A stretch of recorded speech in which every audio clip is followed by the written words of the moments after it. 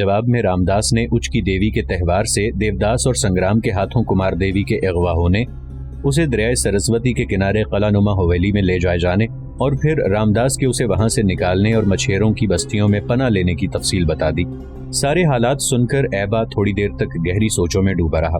اس کے بعد رامداس کی طرف دیکھتے ہوئے کہنے لگا، رامداس، پہلے تو مجھے اس انکشاف پر بے حد دکھ اور صدمہ ہوا ہے کہ اوشا دیوی کے تہوار سے اچ کے راجکمار دیوداس کے ماموزاد سنگرام نے اسے اغوا کر کے سرسوتی کے کنارے پہنچا دیا۔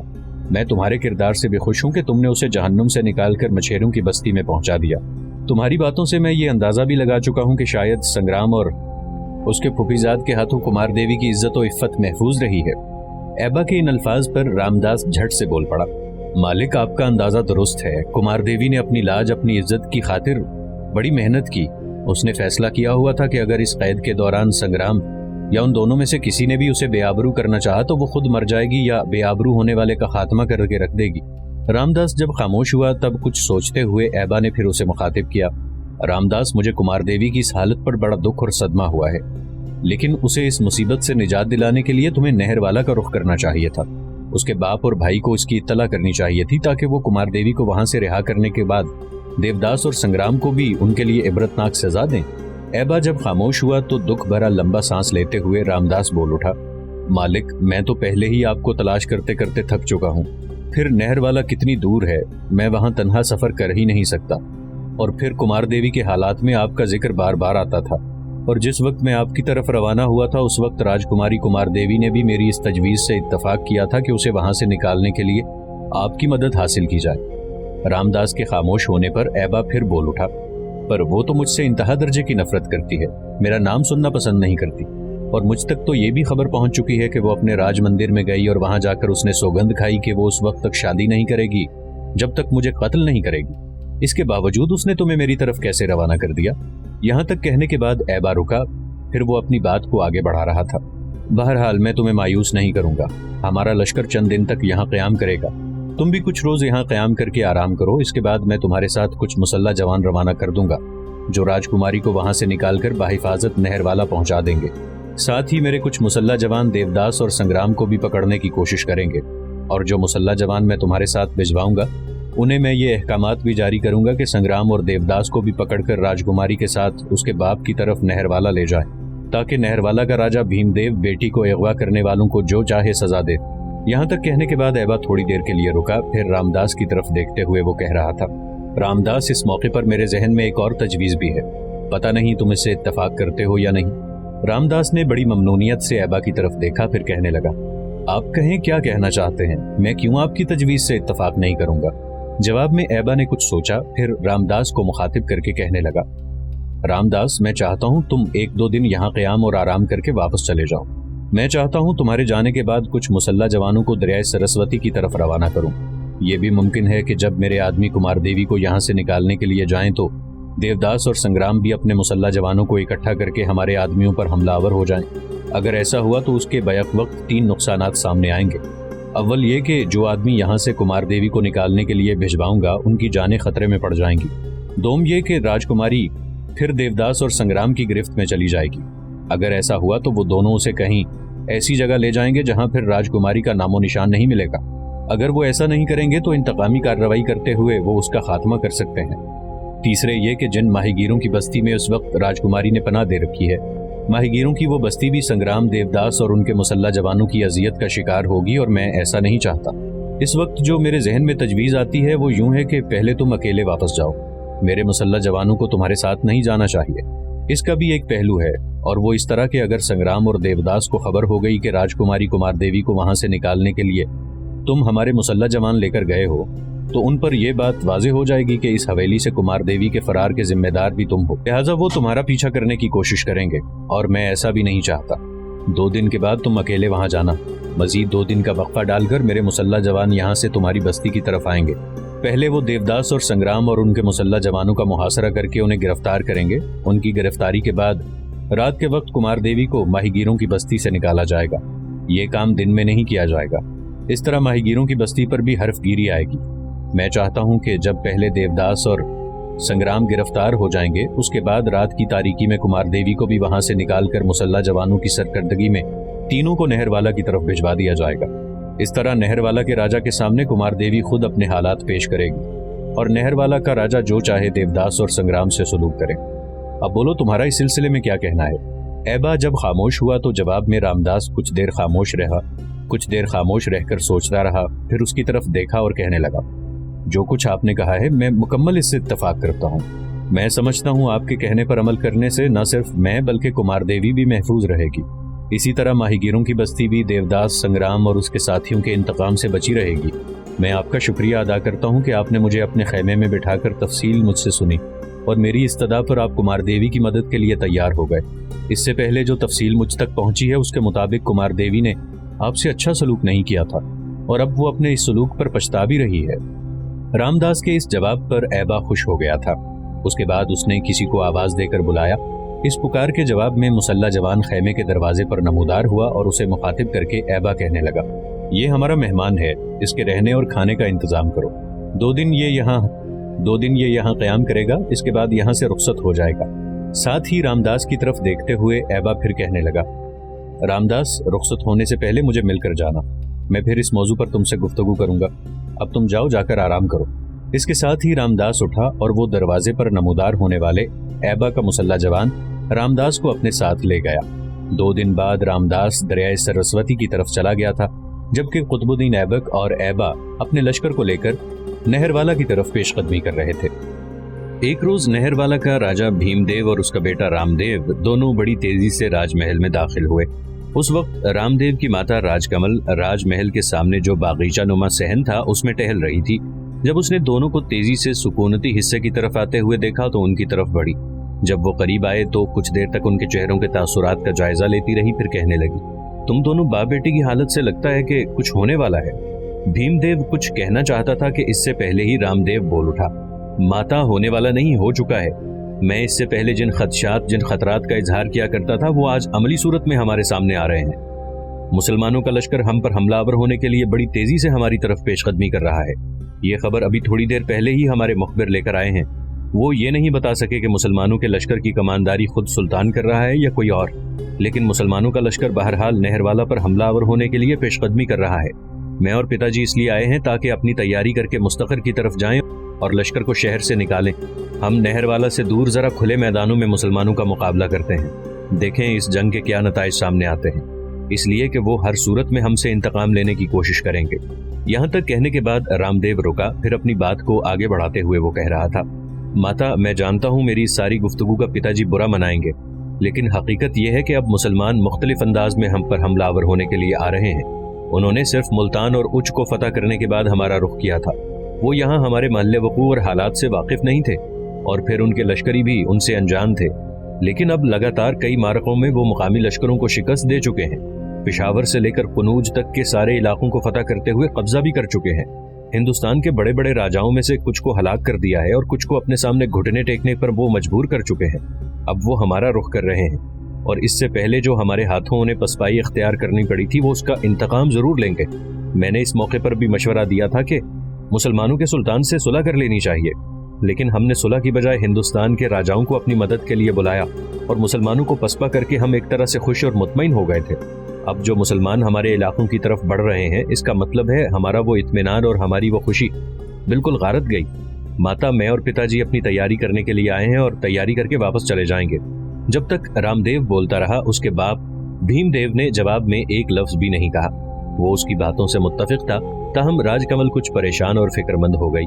भीमदेव रामदेव दोनों अपना जंगी लिबास पहनने के बाद अस्तबल की तरफ गए और घोड़ों पर सवार होने के बाद वो राजमहल से निकल गए। थोड़ी देर बाद भीमदेव रामदेव अपने बड़े बड़े और सरकर्दा सालारों के साथ अपने लश्कर को लेकर नहरवाला से कूच कर गए थे। अपने मुखबिरों की रहनुमाई में भीमदेव रामदेव और उनके सालारों ने अपने लश्कर के साथ उस शाहरा पर पड़ाव कर लिया था जिस शाहरा की तरफ मुखबिरों ने इशारा दिया था कि मुसलमानों का लश्कर इस पर सफर करते हुए नहरवाला की तरफ बढ़ रहा है। जिस रोज राजा भीमदेव ने अपने लश्कर का पड़ाव किया था, उससे दूसरे रोज कुतुबुद्दीन ऐबक, ऐबा और उनके सालार भी अपने लश्कर को लेकर वहां पहुंच गए और बिल्कुल भीमदेव के लश्कर के सामने उन्होंने पड़ाव किया। एक दिन और एक रात दोनों लश्कर एक दूसरे के सामने पड़ाव किए रहे और साथ ही मोहतात भी रहे कि कोई किसी पर शबखून ना मारे। اس کے بعد دونوں لشکروں نے ایک دوسرے کی طرف دیکھتے ہوئے اپنے اپنے لشکر میں جنگ کے طبل اور نقارے پیٹ دیے تھے، گویا لشکر اب ایک دوسرے سے ٹکرانے کے لیے تیاریاں کرنے لگے تھے۔ بھیم دیو، رام دیو اور ان کے بڑے بڑے سالار اپنے لشکر کے سامنے اپنے گھوڑوں کو ادھر ادھر دوڑاتے ہوئے اپنے لشکر کی صفیں درست کر رہے تھے۔ یہی حالت اس وقت قطب الدین ایبک، ایبا اور دوسرے سالاروں کی بھی تھی۔ وہ بھی اپنے لشکر کی صفوں کو استوار کرنے میں مصروف تھے۔ جنگ کی ابتدا نہروالا کے راجہ بھیم دیو نے کی۔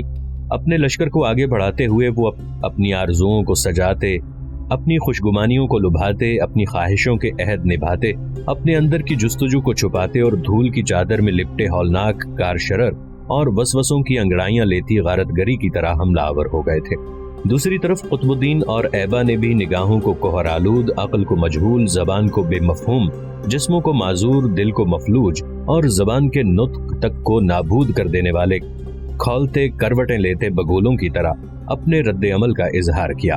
پھر وہ بھی راجہ بھیم دیو کے لشکر پر خزاں کی پیاسی شدتوں کے طوفان، لو کے اٹھتے گرم تمد جھونکوں، ذہنوں میں بربادی کی دھول اڑا کر خد و خال تک کو بگاڑ دینے والے قہر کے چکراتے لہراتے بھنور اور زیست کی سرحدوں پر دستک دے دینے والی تشنا پندار قضا کی طرح حملہ آور ہونا شروع ہو گئے تھے۔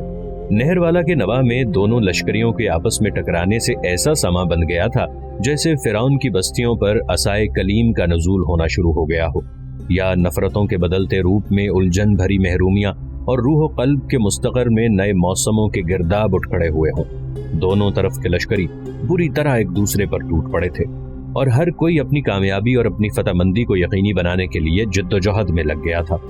بھیم دیو اور اس کے سالار جانتے تھے کہ اس سے پہلے نہروالا میں چونکہ ان کے ہاتھوں مسلمانوں کو پسپائی اختیار کرنا پڑی تھی، لہٰذا مسلمان ہر صورت میں اپنی اس ہزیمت اور پسپائی کا انتقام لے کر رہیں گے۔ اس بنا پر وہ اپنی طرف سے پوری کوشش کر رہے تھے کہ کسی نہ کسی طرح ایک بار پھر مسلمانوں کے قدم آگے نہ بڑھنے پائیں۔ بھیم دیو اور اس کے سالار چلا چلا کر اپنے لشکریوں کے جذبوں، ان کے ولولوں کو ابھار رہے تھے اور ان کے لشکری بھی رد عمل کا اظہار کرتے ہوئے آداب ربط و ضبط سے شناسا بغاوتوں کی تحریکوں، گرد کے طوفانوں اور جذبوں کی تکریم تک کو سسکتے دھاروں میں تبدیل کر دینے والے کڑے لمحوں کے طوفان کی طرح حملہ آور ہو رہے تھے۔ وہ تہیہ کیے ہوئے تھے کہ ہر صورت میں اپنی کامیابی کی مہر ثبت کر کے رہیں گے، لیکن ابھی تک انہیں کسی بھی سمت سے اپنی کامیابی کی کوئی جھلک تک نہ دکھائی دے رہی تھی۔ اس لیے دوسری طرف مسلمان لشکری بھی تکبیروں کے سائے میں اپنے سروں پر کفن باندھ کر نکلے اور دل کی محرابوں میں حروف کی زندہ روشنی کی طرح ادھر ادھر حرکت کر رہے تھے۔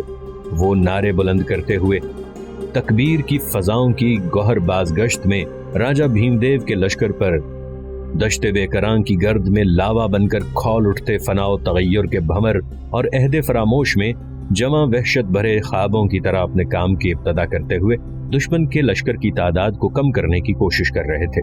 کچھ دیر کی مزید جنگ کے بعد راجہ بھیم دیو نے صاف طور پر اندازہ لگا لیا تھا کہ اس کے لشکری مسلمانوں کے حملوں کے سامنے پربتوں کے اندھیروں کی طرح سمٹنے اور تلاتم سے رسہ کشی کرتے عناصر کی طرح پسپائی اور تشنگی کے ابلتے سمندر میں کسی بے بس مسافر کی طرح پیچھے ہٹنے کی کوشش کر رہے تھے۔ پھر بھیم دیو نے وہ سما بھی دیکھا کہ جب اس کے لشکریوں میں تھوڑی سی پسپائی دکھائی دی، تب مسلمان لشکریوں نے زوردار انداز میں تکبیریں بلند کی۔ شاید یہ لشکریوں کا ایک دوسرے کو پیغام تھا کہ اب پوری طاقت اور قوت سے دشمن پر حملہ آور ہو کر اور اس پر آخری ضرب لگاتے ہوئے اپنی فتح کو یقینی بنانا ہے، اور پھر ایسا ہی ہوا۔ مسلمان لشکریوں نے قطب الدین ایبک، ایبا اور دوسرے سالاروں کی سرکردگی میں اس زور سے حملے شروع کیے کہ انہوں نے اپنے ان حملوں کے دوران بھیم دیو کے لشکر کی اگلی کئی صفوں کو کاٹتے ہوئے اس کے لشکر کے وسطی حصے میں موت کا کھیل کھیلنا شروع کر دیا تھا۔ یہ صورتحال دیکھتے ہوئے بھیم دیو اور اس کے سالاروں نے اپنی شکست کو اپنے سامنے رقص کرتے ہوئے دیکھ لیا تھا، لہٰذا اپنی جانیں بچانے کی خاطر بھیم دیو نے شکست اور پسپائی کے نقارے بجوا دیے تھے۔ ان نقاروں کی گونج کے ساتھ ہی بھیم دیو شکست اٹھا کر بھاگ کھڑا ہوا اور نہروالا میں داخل ہو کر قلعہ بند ہو کر بیٹھ گیا۔ قطب الدین ایبک، ایبا اور اس کے سالاروں نے سب سے پہلے دشمن کے پڑاؤ کی ہر چیز پر قبضہ کیا، اپنے زخمی ہونے والے لشکریوں کی دیکھ بھال کی، لشکر کے لیے خیمے نصب کروا دیے گئے، لشکریوں کو آرام کرنے کا حکم دیا گیا۔ پھر قطب الدین ایبک اور ایبا سالاروں کے ساتھ ایک جگہ بیٹھ گئے۔ قطب الدین نے اپنے سالاروں کو مخاطب کرتے ہوئے کہنا شروع کیا: میرے عزیز ساتھیوں، سب سے پہلے تو میں تمہیں اور اپنے سارے لشکریوں کو مبارکباد دیتا ہوں کہ ہم نے نہروالا کے راجہ بھیم دیو کے خلاف شاندار کامیابی اور ایک سنہری فتح حاصل کی ہے۔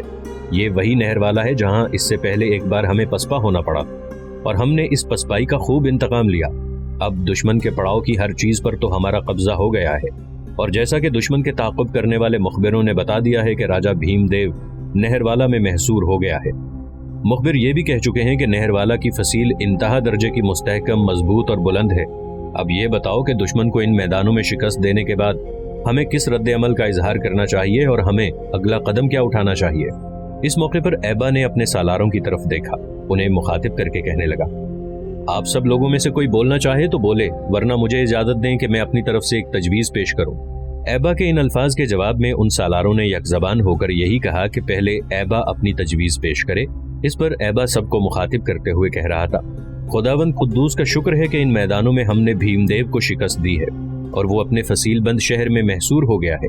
اب جہاں تک ہماری حالت کا تعلق ہے، ہمارے پاس منجنیقوں کے علاوہ کوئی اور بھی فصیل اور قلعہ شکن اوزار نہیں ہے۔ پھر یہاں قیام کے دوران ہمارے پاس رسد اور ضروریات کی دیگر زندگی کا قحط بھی پڑ سکتا ہے۔ اس لیے میں یہ کہوں گا کہ سب سے پہلے نہر والا کے گرد و نواح کے علاقوں پر حملہ آور ہو کر اپنے لشکر کے لیے مہینوں تک کی ضروریات کی اشیاء بھر لینی چاہیے۔ ابھی تک نہر والا کے راجہ بھیم دیو نے ارد گرد کے علاقوں کو ہمارے خلاف کوئی حکم جاری نہیں کیا ہوگا، لہٰذا ارد گرد کے علاقوں پر حملہ آور ہو کر کہیں دھونس دھمکی، کہیں حملہ آور ہونے کا مطلب اپنے لیے اناج اور ضروریات کی دیگر چیزیں جمع کر سکتے ہیں۔ ایسا کرنے کے بعد پھر حالات کو سامنے رکھتے ہوئے دیکھیں گے کہ ہمیں نہر والا پر کیسے حملہ آور ہونا ہے۔ نہر والا کو فتح کرنے کے لیے ہمیں یہاں قیام کے دوران منجنیقوں کی بھی ضرورت پڑے گی۔ یہاں درخت کافی ہیں اور انہیں کاٹ کر منجنیقیں بنا کر شہر کی دیوار کو گراتے ہوئے اس شہر پر قبضہ بھی کیا جا سکتا ہے، لیکن یہ اس وقت جس وقت ہم اپنے لیے کافی غلہ اور خوراک کا دوسرا سامان جمع کر لیں گے، اس لیے کہ اگر نہر والا کا محاصرہ طول پکڑ گیا تو ہمارے پاس غلے اور دوسری ضروریات کی اشیاء کی کمی نہیں ہونی چاہیے، اور پھر منجنیقیں بناتے ہوئے بھی کچھ وقت لگے گا۔ سب سے پہلے ہمیں دو چیزوں پر سب سے زیادہ اہمیت دینا چاہیے، ایک لشکر کے لیے غلہ، دوسرے خوراک کے لیے استعمال ہونے والے جانور، اور یہ ساری چیزیں ہمیں نہر والا کے نواح سے وافر مقدار میں مل سکتی ہیں، اس لیے کہ یہ علاقہ پہلے سے میرا جانا پہچانا ہے۔ یہاں تک کہنے کے بعد ایبا جب خاموش ہوا تب قطب الدین ایبک نے اپنے باقی سارے سالاروں کی طرف دیکھتے ہوئے کہنا شروع کیا، میرے عزیز ساتھیوں، ایبا نے جو کچھ کہنا تھا کہہ چکا۔ اب تم میں سے اگر کوئی اپنے خیالات کا اظہار کرنا چاہے تو اسے ہم بغور سنیں گے۔ جواب میں سارے سالاروں نے پہلے آپس میں مشورہ کیا، پھر ان میں سے ایک اپنے باقی ساتھیوں کی نمائندگی کرتے ہوئے کہہ رہا تھا، ہم میں سے کسی نے کچھ نہیں کہنا۔ ہمارے خیال کے مطابق جو تجویز ایبا نے پیش کی ہے وہ سب سے بہتر اور قابل عمل ہے، اسی پر عمل کرتے ہوئے ہم نہر والا کو فتح کر سکتے ہیں۔ ہمیں پہلے اپنی ضرورت کا غلہ اور جانور جمع کر لینے چاہیے۔ قطب الدین ایبک نے بھی مسکراتے ہوئے اس تجویز سے اتفاق کیا۔ 2 روز تک لشکریوں کو مکمل طور پر آرام کرنے کا مشورہ دیا گیا۔ اس کے بعد لشکر کا ایک حصہ تو پڑاؤ میں ہی رکھا گیا تاکہ کہیں نہر والا کا راجہ بھیم دیو اچانک نکل کر حملہ آور ہوتے ہوئے اپنی شکست کو فتح کا رنگ دینے کی کوشش نہ کرے، جبکہ لشکر کے ایک حصے کی چھوٹی چھوٹی ٹولیاں بنا لی گئیں اور مختلف سالاروں کی کمانداری میں دیا گیا، اور یہ ٹولیاں نہر والا کے اطراف میں پھیل کر لشکر کے لیے غلہ، جانور اور دوسری اشیاء جمع کرنے لگیں۔ اس طرح نہر والا کو فتح کرنے کے لیے قطب الدین ایبک اور ایبا نے اپنے لشکر کے لیے مہینوں کی ضرورت کا سامان جمع کرنا شروع کر دیا تھا۔ غلہ اور جانور جمع کرنے کی کارروائی مکمل ہونے کے بعد قطب الدین ایبک اور ایبا نہر والا پر آخری ضرب لگانے کے لیے اپنی تیاریاں کرنے لگے تھے کہ اتنی دیر میں دہلی سے کچھ مخبر آئے اور انہوں نے قطب الدین ایبک اور ایبا کو اطلاع دی کہ ان کی غیر موجودگی میں گوالیار اور بیانہ شہروں کے راجپوت متحد اور منظم ہو کر مسلمانوں کے خلاف حرکت میں آنا چاہتے ہیں، اور اس مقصد کے لیے انہوں نے ایک بہت بڑا لشکر تیار کر لیا ہے۔ آنے والے مخبروں نے یہ بھی بتایا کہ اب تک مسلمانوں کے خلاف مقامی راجاؤں کی جس قدر جنگیں ہوئی تھیں، ان جنگوں کے شکست خوردہ عناصر ان 2 شہروں میں جمع ہو کر اپنی طاقت اور قوت میں اضافہ کر رہے ہیں۔ یہ خبریں سن کر قطب الدین ایبک اور ایبا نے نہر والا پر حملہ آور ہو کر اور اسے فتح کر کے اپنی مملکت میں شامل کرنے کا ارادہ ملتوی کر دیا، تاہم وہ اس بات پر بھی خوش تھے کہ انہوں نے نہر والا کے راجہ بھیم دیو کو بدترین شکست دے کر اس سے انتقام لے لیا ہے۔ تاہم نہر والا کی اس مہم کو التوا میں ڈالتے ہوئے گوالیار اور بیانہ کے راجپوتوں سے نمٹنے کی خاطر قطب الدین اور ایبا اپنے لشکر کے ساتھ واپس دہلی کا رخ کر رہے تھے۔ دوسری طرف گوالیار اور بیانہ شہروں میں راجپوتوں کے اجتماع کی خبریں غزنی میں سلطان شہاب الدین غوری تک بھی پہنچ چکی تھیں، اس لیے کہ سلطان کے مخبر بڑی برق رفتاری سے ہندوستان کی پل پل کی خبریں سلطان تک پہنچاتے رہتے تھے۔ سلطان کو جب خبر ہوئی کہ راجپوتوں کی قوتیں گوالیار اور بیانہ شہروں میں جمع ہو کر مسلمانوں کے لیے خطرے کا باعث بن سکتی ہیں